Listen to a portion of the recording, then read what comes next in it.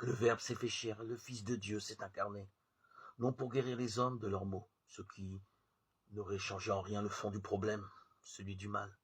L'intention divine est de rétablir l'homme dans une harmonie relationnelle pure et totale vis-à-vis d'autrui, vis-à-vis de Dieu, vis-à-vis de lui-même, vis-à-vis du cosmos, une relation d'amour telle qu'il en existe au sein de l'amour de Dieu. Ceci est à peine exprimable. Chacune des personnes divines se donne à l'autre pleinement dans un éternel mouvement oblatif de charité mutuelle.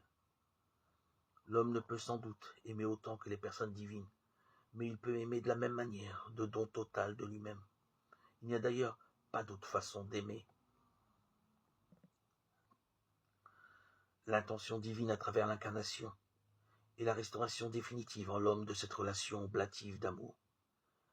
Et si le mal et le péché l'ont défiguré, Dieu va comme en profiter pour rendre l'homme capable d'un amour plus grand encore, que si le mal n'avait pas existé, que l'homme n'ait pas péché. Cette intention entraîne nécessairement pour Dieu le désir de nous sauver, de nous ramener dans sa lumière. Et cela implique pour lui le désir de s'unir à nous, en tant que pécheurs, porteurs de tant de misère. Il ne s'agit pas, bien entendu, de participer à notre péché, mais de se mettre à notre place. Le Fils de Dieu a voulu devenir notre frère. Il faut donner à ce mot frère toute la profondeur d'un amour totalitaire, toutes les virtualités d'un amour paternel, maternel, nuptial et même filial.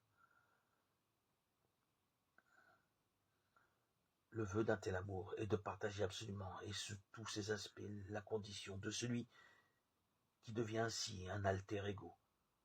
D'épouser cette condition non seulement moralement, mais aussi physiquement, que possible, hormis tout ce qui en l'autre concerne le péché, car celui-ci est justement en rupture avec l'amour.